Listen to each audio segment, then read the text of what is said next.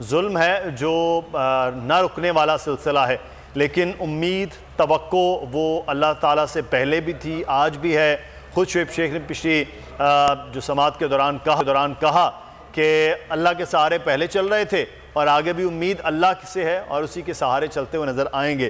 क्या तवक्को की जा रही है, कब तक उन्हें आज अदालत में पेश कर दिया जाएगा? देखें, 8 बजे से अदालत का टाइम शुरू है, लेकिन अभी तक तो शुएब साहब को पेश नहीं किया गया और हो सकता है कि 12 बजे के बाद जो कहा जा रहा है किसी वक्त भी पेश कर देंगे। 1 बजे भी पेश किया जा सकता है, 2 बजे भी पेश किया जा सकता है, 3 बजे भी पेश किया जा सकता है। मसला यह है मुदस्सिर इकबाल साहब के जब मुल्क में आइन होता है, कानून होता है, कायदे होते हैं, ज़ाब्ते होते हैं, असूल होते हैं, तो फिर तो आप बहुत सी चीज़ों का एनालिसिस भी कर सकते हैं। आप केस के फैक्ट्स को देख के आप अपना एनालिसिस भी दे सकते हैं कि आपको क्या नज़र आ रहा है, वो केस क्या है, उसमें जान है नहीं है, क्या होगा क्या नहीं होगा। लेकिन मसला यह है कि जब मुल्क में जंगल का कानून हो और आइन मुअत्तल हो और जबर का माहौल हो, जुल्म का माहौल हो, खौफ का माहौल हो, तो फिर कुछ नहीं कहा जा सकता। जंगल का कानून यही होता है कि जो ताकतवर होता है, जो शेर है, वो चीर फाड़ देता है, उससे कोई पूछने वाला नहीं होता। ये जंगल का कानून इस वक्त पाकिस्तान के अंदर है। जो शुएब साहब का केस है, जब उनको पहले दिन पेश किया गया यहाँ गिरफ्तारी के बाद, तो जो दलाइल दिए लतीफ़ खोसा साहब ने, उन दलाइल को सुनने के बाद ये कन्फर्म नज़र आता था कि शुएब साहब को अभी इस केस से डिस्चार्ज कर दिया जाएगा। क्योंकि आप इस केस की कुछ चीज़ें देखें, बड़ी मतलब अजीबो गरीब हैं। बंदा कहता है कि यार किस तरह से हमारा निज़ाम चल रहा है कि 7-8 साल पुराना मामला है, 7-8 साल पुराने मामले के ऊपर अचानक उस वक्त FIR की जाती है जब पता है कि शुएब साहब ने अगले दिन इस्लामाबाद आना है। क्योंकि जब से इस्लामाबाद हाई कोर्ट में केस चल रहा है, शुएब शेख साहब जो है वो इस्तिस्ना नहीं लेते। उनके कुछ मेडिकल इश्यूज़ थे, उन्होंने इस्तिस्ना नहीं लिया। उनको थ्रेट्स थे, उन्होंने इस्तिस्ना नहीं लिया। हर पेशी पे वो अदालत में एक आम साइल की तरह पेश होते हैं अदालत के अंदर।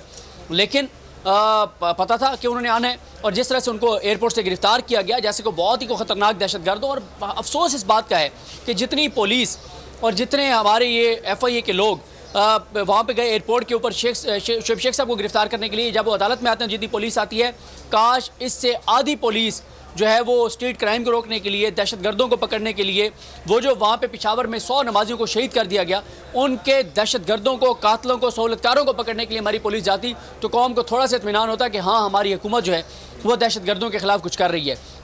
देखें, मैं आपको बताऊं, आप के साथ पहले शायद आपके साथ और सैरिश के साथ ये बात नहीं हुई ट्रांसमिशन में, या मुझे नहीं याद कि उस दिन आप में से कौन था कि जिस दिन शुएब साहब को पेश किया गया और उनको कपड़ा उनके ऊपर किया गया था और उनको ढांप के कपड़े में लाया गया जैसे बहुत ही को ख़तरनाक दहशतगर्द हो, तो अदालत में जज साहब ने पूछा कि क्यों आप कपड़ा डाल कर लाए हैं। तो वो जो जवाब था FIA का, वो मैं समझता हूँ कि बोल की, सदाकत का, रियासत के साथ खड़े होने की सबसे बड़ी दलील और सबूत था कि जब FIA के तहकीक तफ्तीशी ने यह कहा कि शुएब शेख का तल्लुक, शुएब शेख साहब का एक चैनल है जिसका नाम बोल है, बोल जो है वो पाकिस्तान के साथ खड़ा रहा, दहशतगर्दों के खिलाफ खड़ा रहा, पाकिस्तान के इदारों के साथ खड़ा रहा, पाकिस्तान की फ़ौज के साथ खड़ा रहा। तो क्योंकि शुएब शेख के चैनल ने, बोल ने दहशतगर्दों के खिलाफ रिपोर्टिंग की हुई है, तो अब शुएब शेख को थ्रेट है दहशतगर्दों से। और क्योंकि दहशतगर्दों से थ्रेट है, तो आज हम 4 लोगों पर कपड़ा डालकर लाए। ये भी झूठ बोला गया, ये भी गलत बयानी की गई, बिल्कुल सरासर झूठ था। सिर्फ शुएब साहब को जो है वो लाया गया इस तरह से कपड़ा डालकर। तो तफ्तीशी साहब फरमाते हैं कि 4 लोगों पर हम कपड़ा डालकर लाए ताकि पता ना चले कि इनमें से शुएब शेख कौन है। अगर दहशतगर्द खुदा न खासा टारगेट करना चाहें, उनको पता ना चले कि इनमें से शुएब शेख कौन है। आप इसी से अंदाज़ा लगा लें कि किस तरह का ये निज़ाम है, किस तरह से यहाँ पे तर्ज़ हुकूमत है, किस तरह से हमारे इदारे काम कर रहे हैं। और उन्होंने ये जस्टिफिकेशन दी। अब आ जाएँ अगले, इसके अलावा जो मामला है कि 7-8 साल पुराना मामला है, 8 साल तहकीकात पे लग गए। और दिलचस्प बात यह है, बल्कि शर्मनाक बात यह है कि इल्ज़ाम यह है कि एक शख्स ने जज को रिश्वत दी और कहा कि जनाब इस केस में सब लोगों को बरी कर दें। अब FIR में नामजद किसको किया गया? सिर्फ शुएब साहब को। गिरफ्तार किसको किया गया? शुएब साहब को। रिश्वत देने का इल्ज़ाम जिसके ऊपर है, ना उसका कोई नाम है, ना उससे कोई तफ्तीश है, ना उसका कोई तहकीक है। जो रिश्वत लेने वाले हैं, जिन पर इल्ज़ाम है, जो इनकार कर चुके हैं जज साहब, उनको भी FIR उनके ऊपर नहीं है। फिर इसके अलावा दिलचस्प बात यह है कि 26 लोग बरी हुए उस केस में, और नाम किसका है? सिर्फ शुएब साहब का है। बाकी 25 का नाम क्यों नहीं है? तो इस सारे में नज़र आ रहा है, पूरा पाकिस्तान जानता है कि शुएब साहब का जुर्म ये है कि बोल रहा है, बोल बात कर रहा है। आप 3 रोज़ पहले देखें, जो अभी 2-3 रोज़ पहले जो हमारा लेटेस्ट जुर्म था बोल का, वो ये था कि जब इमरान खान साहब ने और डॉक्टर यास्मीन राशिद साहिबा ने जो ज़िले शाह की पोस्टमार्टम रिपोर्ट के ऊपर प्रेस कॉन्फ्रेंस की, जो कि बहुत इंपॉर्टेंट थी, उस प्रेस कॉन्फ्रेंस को सिवाय बोल के किसी चैनल ने एक लम्हे के लिए भी नहीं दिखाया। जब आप इस तरह के जराइम करेंगे तो फिर आपको कीमत तो अदा करनी पड़ेगी।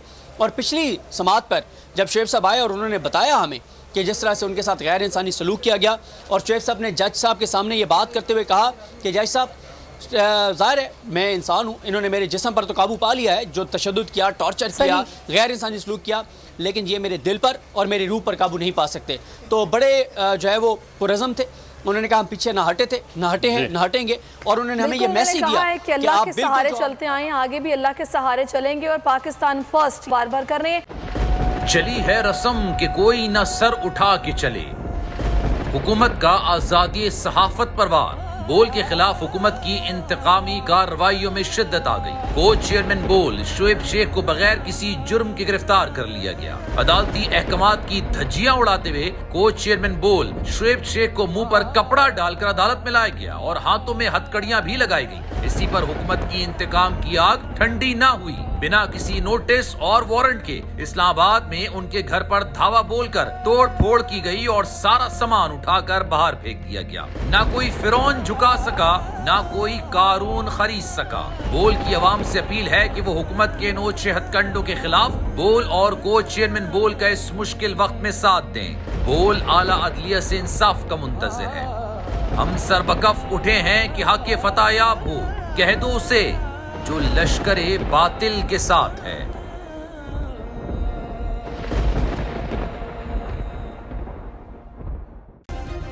सब्सक्राइब करें और बेल दबाएं ताकि कोई खबर रह न जाए।